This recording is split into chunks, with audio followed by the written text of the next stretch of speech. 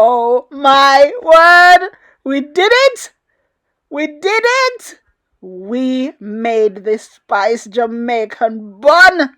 Shut the front door! It's a real deal. It looks good. It smells good. Just have a look at this slice. Yummy, yummy goodness. Take me back to Jamaica. Take me back, take me back, take me back. I want to eat some with some cheese. I hear people eat spice bun with even fish, fried fish, escovitch fish, whatever. Oh, pear. Oh my word, this is awesome.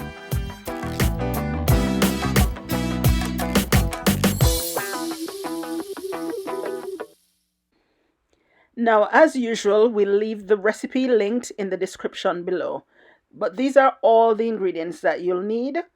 And in fact, you might not need all of them. If you plan to make spiced Jamaican bun over and over, then you might want to get yourself all of these ingredients. But it's not necessary really if you're just making a one-off bun. But here's rose water. So these are the liquid spices, and then vanilla.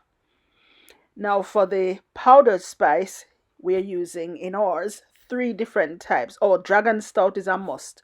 Or you can use Malta or Vita Malt or Guinness. Well, this dragon, we're not using in this one because we want to save our dragon for ice cream that we'll show you later. Sugar, brown sugar is best. And we also need golden syrup or maple syrup or even honey will do. This is molasses, which is an important ingredient for the color of the bun. You'll need salt because salt helps to bring out the flavor, and you need self-raising flour. For the glaze, you need some jam, you need eggs in the mixture, and you need melted butter, you need baking powder, as well as baking soda. If you are using self-raising flour, you can leave these 2 out. But if not, this is it. This is all the ingredient you need to make your own Jamaican spiced bun.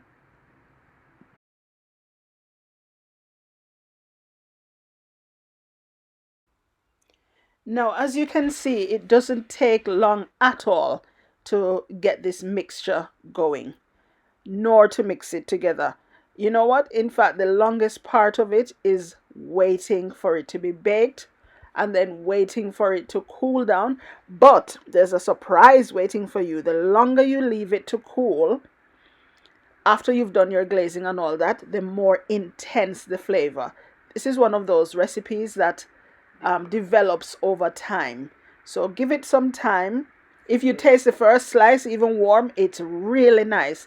But the longer you leave it to develop, you know, in Jamaica, they sell bun in a bag and boxed. It's not made the same day nor the day before, sometimes not even a month before. It's made before that.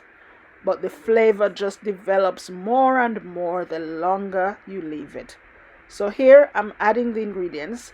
Then it's going to be mixed together in a bowl and you can enjoy watching the process. Remember to check out the recipe.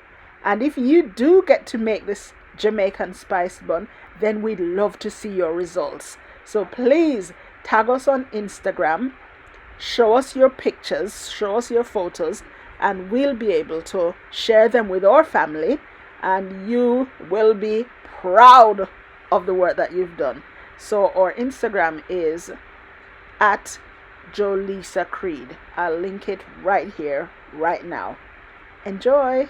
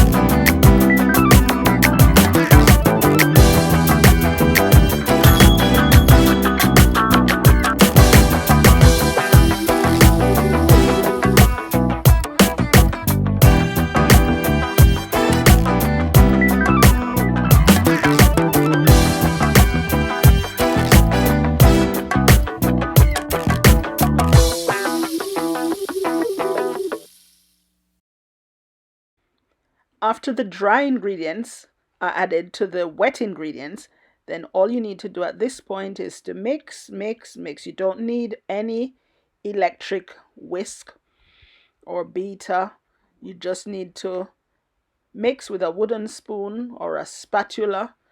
And then it's time to add the cherries and the dried fruits that were soaking in red label wine. Oh, the smell at this point, the smell in the house, not just the kitchen, in the house.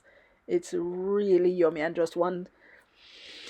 Oh, it's nostalgic. It takes me back to Jamaica, honestly. The smell of this in the house takes me right back to Jamaica.